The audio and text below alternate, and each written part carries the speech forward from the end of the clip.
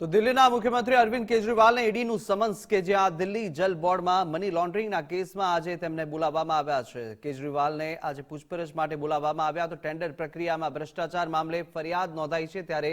સીબીઆઈએ જુલાઈ 2022માં એફઆઈઆર નોંધી હતી અને ત્યારે હવે ઈડીનું સમન્સ આવ્યું છે અને આજે તેમને પૂછપરછ માટે બોલાવવામાં આવ્યા છે। મહત્વનું છે કે દિલ્હી જલ બોર્ડમાં મની લોન્ડરિંગના કેસમાં તેઓની પૂછપરછ કરવા માટે બોલાવવામાં આવ્યા છે।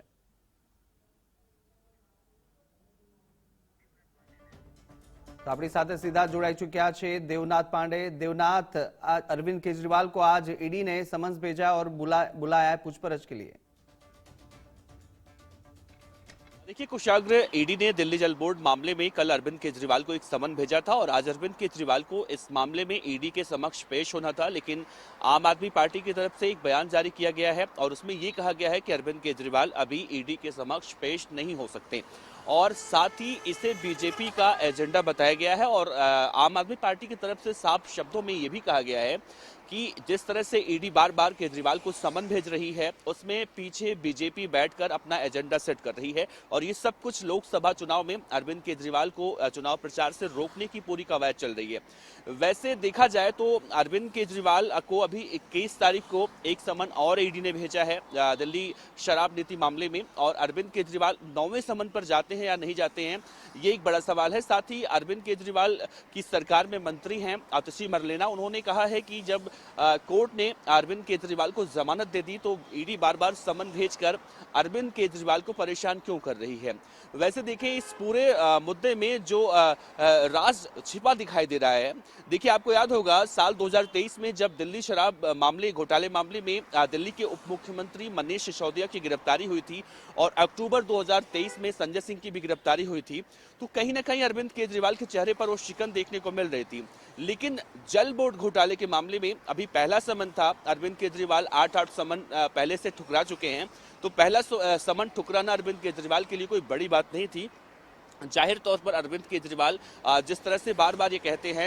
हिंदुस्तान के सभी नेताओं के बीच में अपने आप को हरिश्चंद्र बताने की भी कोशिश करते हैं, ये अलग बात है। दिल्ली जल बोर्ड घोटाले के मामले में जो अरविंद केजरीवाल की सरकार पर आरोप लगा है उसमें ये कहा गया है कि जो फ्लो मीटर है उसके ठेके में किसी एक कंपनी को फायदा पहुंचाने का अरविंद केजरीवाल पर आरोप है और इसी आरोप के तहत ईडी इस मामले में पूछताछ करना चाह रही है। और फरवरी महीने में भी इस मामले में जब एफआईआर हुई थी तो कई लोगों से पूछताछ हुई थी, कई जगहों पर रेड मारी गई थी, लेकिन अरविंद केजरीवाल बार बार इस बात को कहते हैं, चाहे वो कोर्ट में हो चाहे वो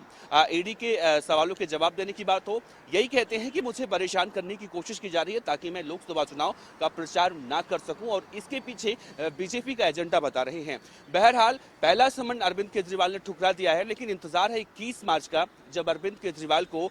दिल्ली शराब घोटाले के मामले में 9वें समन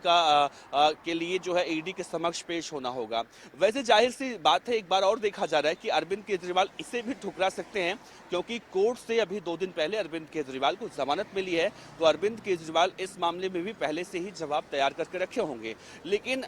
9 समन देने के बाद अरविंद केजरीवाल का ईडी के समक्ष पेश नहीं होना कहीं ना कहीं अपने आप में ये साबित करता है और बीजेपी की तरफ से ये कहा भी जा रहा है कि अगर अरविंद केजरीवाल पाक साहब अपने आप को बताते हैं तो ईडी के समक्ष पेश होने से आखिर उन्हें डर किस बात का है जब उन्होंने कुछ किया ही नहीं है। दूसरी तरफ देखा जाए तो आम आदमी पार्टी अब पूरी तरह से इस मुद्दे को लेकर हमलावर है और बीजेपी के ऊपर कई सारे आरोप लगा रही है और वही डफली वही राग बार बार सुनने और देखने को मिल रहा है। तो इंतजार है 21 मार्च का। कुशाग्र 21 मार्च को अरविंद केजरीवाल दिल्ली शराब घोटाले के मामले में अगर नहीं पेश होते हैं तो फिर क्या कुछ नई रणनीति ईडी बनाने वाली है।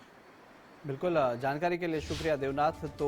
आज अरविंद केजरीवाल ने ईडीનું સમન્સ છે કે જ્યાં જલ બોર્ડ મની લોન્ડરિંગના કેસની અંદર આજે તેમને પૂછપરછ માટે બોલાવવામાં આવ્યા છે। તો ટેન્ડર પ્રક્રિયાની અંદર ભ્રષ્ટાચાર મામલે અંગે ફરિયાદ નોંધાઈને તેને લઈને જ હવે પૂછપરછ માટે બોલાવાયા છે।